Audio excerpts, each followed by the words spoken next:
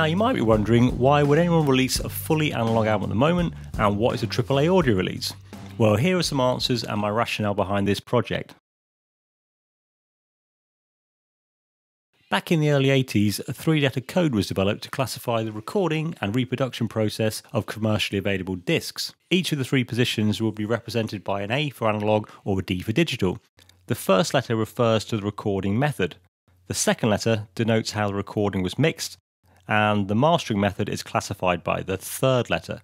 As an example, a record that was recorded to analog tape, mixed digitally on Logic Pro and mastered using analog equipment would have the code ADA.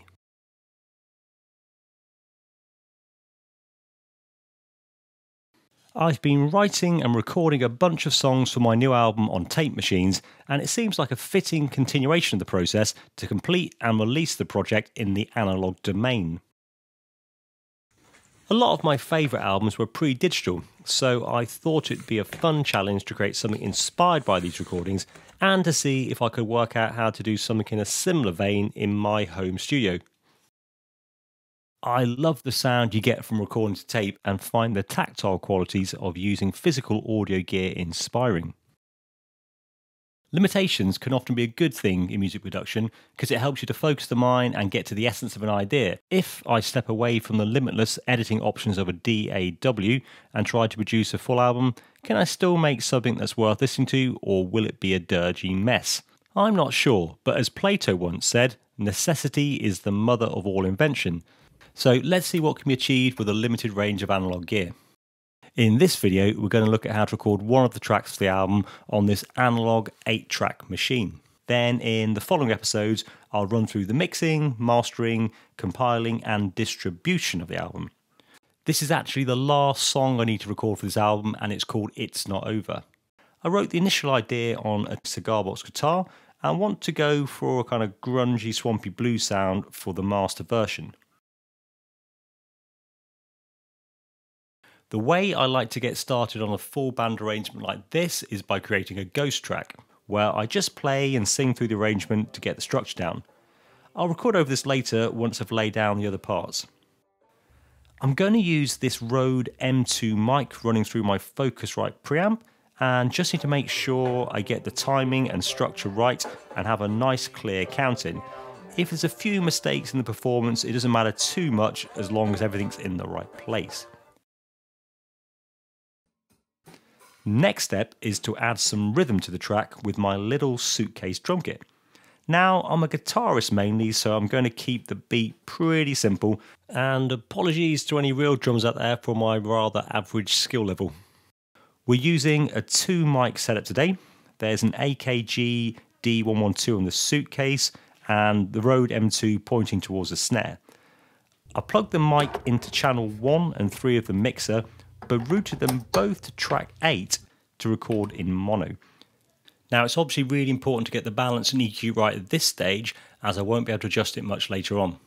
With this in mind, I'm running the snare mic through a compressor to give it a bit more snap. I'm not going to bother miking the hi-hat separately, as there should be enough spill from the snare mic for the purposes I'm doing here. Now, that took quite a few takes, but here's a section of the drum recording.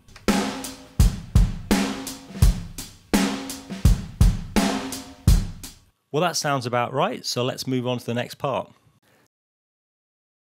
I prefer to get the foundations of the track sorted first, so with that in mind, we'll record the bass next on track 1. It's usually good to put low frequency parts on the outer edge of the tape to minimise crosstalk onto adjacent tracks. My Hofner clone bass is plugged into the Focusrite unit to add a touch of compression. It has these presets for different source material, so I'll just pop that on to bass and adjust the amount of compression and gain makeup to get the sound I require. Okay, let's have a listen back to see if the bass sounds alright.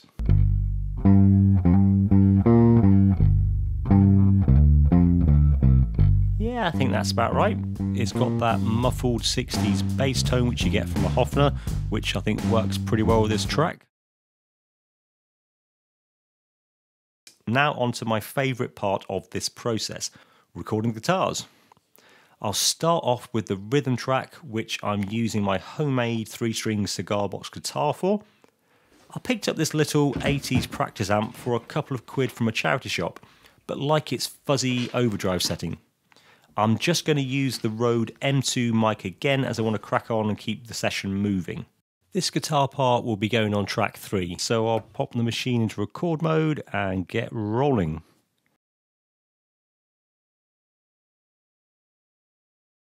Okay, I'm going to play that back now and see how it sounds. I think that should work well in the mix, especially if I cut a little bit of the low end out. For the lead guitar, I'll use my Fender Telecaster plugged into this tube amp. I'm going to put this onto track 7 this time.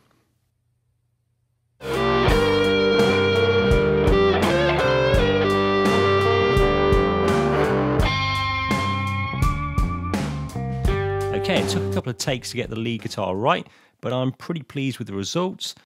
I think I've got the balance I was looking for with the string bending, and went for a call and response style riff to punctuate the singing, so I didn't get the lead guitar and vocals clashing with each other. On to the singing next. I'll start with the backing vocals on track 6 so I can listen to the original Ghost track at the same time before I record over them with the main vocals in a bit. I'll add a bit of compression from the Focusrite to tame the dynamic range.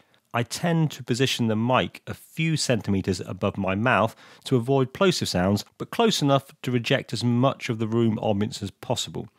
Great, that's the vocals finished, so I'll just play you back a short section so you can see what they sound like. Like a butterfly over the burial ground, I wish I knew then what I worked out now. Step 6, percussion. I've still got 2 spare tracks left, so I've decided to record a tambourine part to help build things up a bit in the chorus, and I'll use the Focusrite compressor again to level things out a little bit. Okay, that's done. I've still got 1 track left, but I'm not really sure what to use it for, or I might just leave it blank. Let me know what you think in the comments. Is it crying out for another part? Well, let's have a listen then, and we'll see.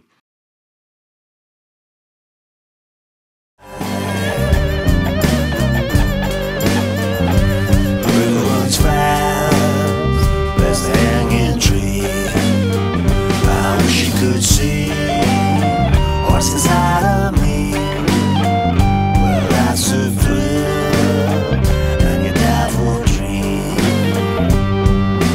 It's not over, it's not over, it's not over, it's you.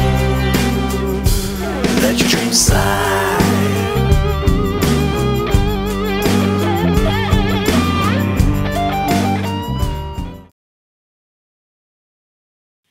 Right, well there we go. It's not quite there yet, but I'll do another mix when the video's not running, maybe perfect it a bit more.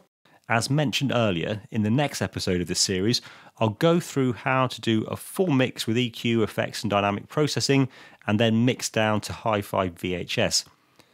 So if you made it this far, thanks for watching and hope to see you in the next episode.